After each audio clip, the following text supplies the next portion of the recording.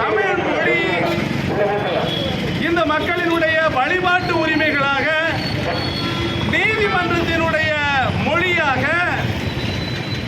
ஆக்கப்பட வேண்டும் என்பதற்காக கோயில்பட்டி பகுதிவாழ் பொதுமக்களே, ஜனநாயக சக்திகளே, மாணவர்களே, இளைஞர்களே,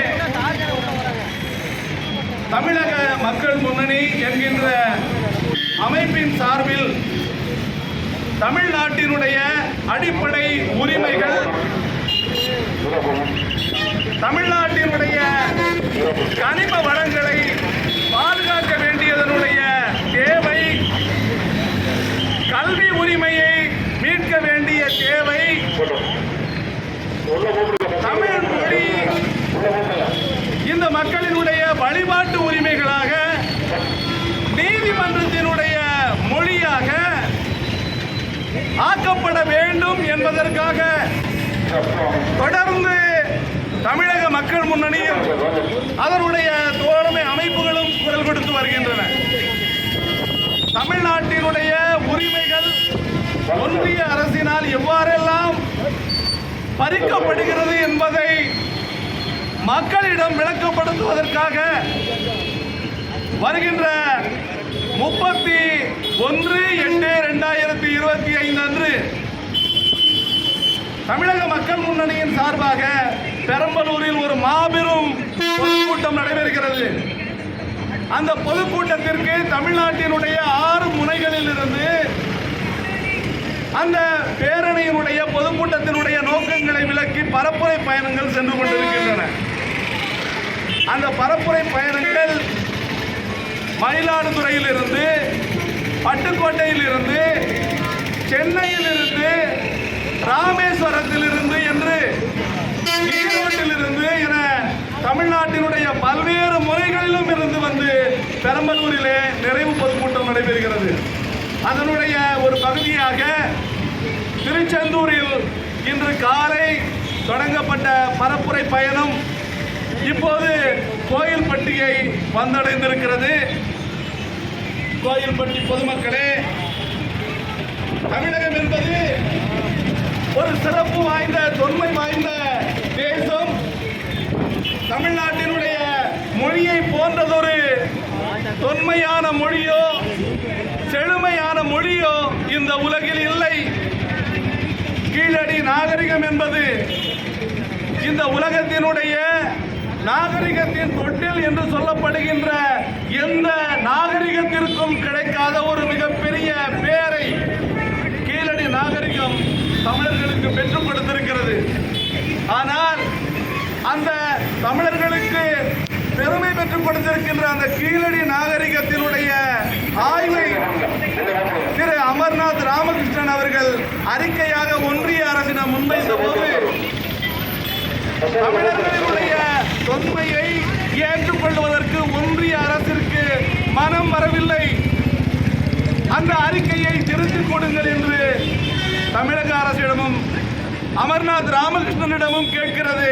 ஆனால் அவர்கள் எங்கள் வேலை போனாலும் பரவாயில்லை, இந்த அறிக்கை என்பது நாங்கள் விருப்பப்பட்டு அளித்தது அல்ல, நீண்ட ஆய்வின் மூலம், ஆராய்ச்சியின் மூலமும் பல்வேறு மாநிலங்களில் இருக்கின்ற ஆய்வுக்கூடங்களுக்கு, நாடுகளில் இருக்கின்ற ஆய்வுக்கூடங்களுக்கு அனுப்பி பெறப்பட்ட ஆய்வுகள். இந்த ஆய்வறிக்கையை எங்களால் மாற்ற முடியாது, அப்படி மாற்ற சொல்லுவது என்பது ஒரு மோசடி என்று ஒன்றிய அரசை மிக கடுமையாக ஆய்வாளர்களும் தொல்லியல் அறிஞர்களும் கண்டித்துக் கொண்டிருக்கிறார்கள். ஆனால் தமிழக மக்கள் வாய் மூடி வேடிக்கை பார்த்து கொண்டிருக்கிறோம். தமிழர்களுடைய பண்பாட்டை காப்பதற்காக நாம் எழுவதில்லை, தமிழ்நாட்டினுடைய மொழியை காப்பதற்காக, உரிமைகளை காப்பதற்காக நாம் எழுவது இல்லை. தேவையற்ற சச்சரவுகளில் ஒரு திரைப்பட நடிகருக்கு பின்னாலும், திடீரென்று முளைக்கின்ற தலைவர்களின் பின்னாலும் ஓடோடி திரிகின்ற தமிழ்நாட்டினுடைய இளைஞர்கள் தமிழ்நாட்டினுடைய பழமையை, தொன்மையை காப்பாற்ற வேண்டும் என்பதற்காக போராடுவது இல்லை. ஆனால் அப்படி போராட வேண்டிய தேவை இன்று தமிழ்நாட்டிலே எழுந்திருக்கிறது.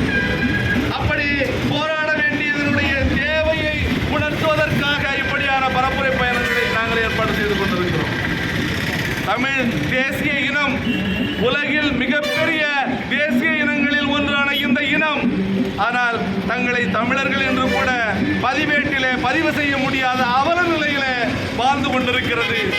இப்படியே போனால் தமிழர்கள் என்கின்ற இனம் வாழ்ந்ததற்கான சுவடுகள் இல்லாமல் போகும். அப்படியான சுவடுகளை நாம் பாதுகாக்க வேண்டும் என்கின்ற அடிப்படையில் இப்படியான பரப்புரை பயணங்களை நாம் நடத்தி கொண்டிருக்கிறோம். இந்த பரப்புரை பயணத்தில் தமிழ் தேசிய மக்கள் விடுதலை கழகத்தினுடைய பொறுப்பாளர்களாக இருக்கின்ற சகோதரி காஞ்சனா அவர்களும் அருமை தோழர் மாரவர்மன் அவர்களும் இந்த பயணக்குழுவினரை வரவேற்று பேசுவதற்காக இங்கே வருகை தந்திருக்கிறார்கள். அவர்கள் அனைவருக்கும் இந்த பயணக்குழுவின் சார்பாக எங்களுடைய நன்றியை தெரிவித்துக் கொள்கிறோம். தமிழ்நாட்டினுடைய உரிமைகளை எந்த ஒரு தனிப்பட்ட சாதியோ, எந்த ஒரு தனிப்பட்ட மதமோ, எந்த ஒரு தனிப்பட்ட கூட்டமோ பெற முடியாது. அனைத்து மக்களும் ஒன்றிணைந்து நின்றாக வேண்டிய தேவை இன்று தமிழகத்திற்கு எழுந்திருக்கிறது. அந்த தேவையை நாம் நிறைவு செய்ய வேண்டும். சாதிய வேறுபாடுகளை கடந்து, மத வேறுபாடுகளை கடந்து இருக்கின்ற இன்ன பிற மொழி மத சிறுபான்மையினர் மீதான காழ்ப்புணர்ச்சியை உருவாக்கி மோதலை உருவாக்குகின்ற அத்தனை சதி திட்டங்களையும் முறியடித்து நாம் தமிழ்நாட்டு மக்களாக ஒன்றிணைந்து நிற்க வேண்டும். அப்படி நிற்பதற்கான ஒற்றுமைக்கான களத்தை நாம் அமைக்க வேண்டும்.